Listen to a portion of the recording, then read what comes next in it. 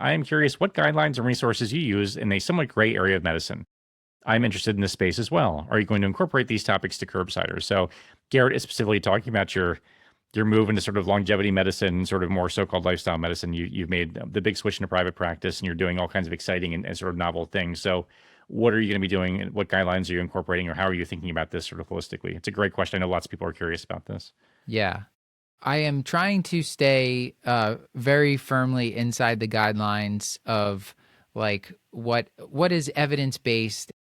Let's just say there's a lot of questionable practices out there. There's a lot of just like quick cash grab things, like saying you have a longevity clock. No one yet has like a real longevity clock that's too much better than aging.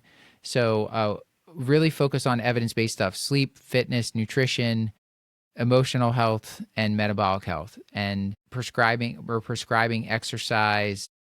We're helping people build their muscle mass. We're helping people improve their VO2 max, their grip strength, things that are actually we know are associated with health, wellness, longevity. So we're not really like, I think everyone thinks that they hear longevity, they think automatically we're prescribing a ton of supplements.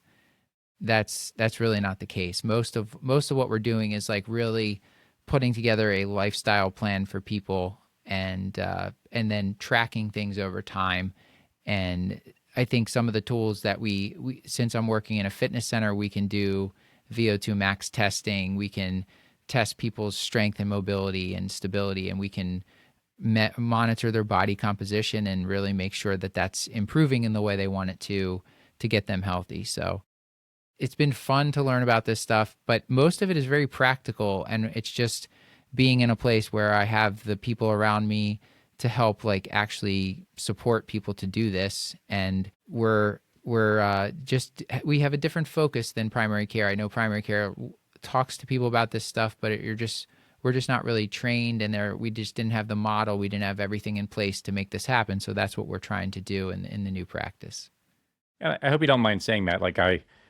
Something that was been funny to me, or which I enjoyed doing, is I actually curbsided you not too long ago about sort of something that is now within your area of expertise, which I think even you would admit. So I won't get too into the details, but like I had a patient asking very specific questions, and it was not niche, but sort of a little bit deeper level detail that I'm sort of used to digging into in terms of things like glycemic control and that kind of stuff. And you're a fantastic resource. Your knowledge is really great. So I think this is really nicely aligned with your interests, and I'm glad that you're in this space, kind of being thoughtful and thorough about things without taking advantage of people. So it's very exciting. I've told you this 20,000 times. Thanks, Paul. I feel the same way about you with addiction medicine, which I have literally curbsided you for addiction medicine related stuff. So yeah, it's good. It's good to know things, Paul.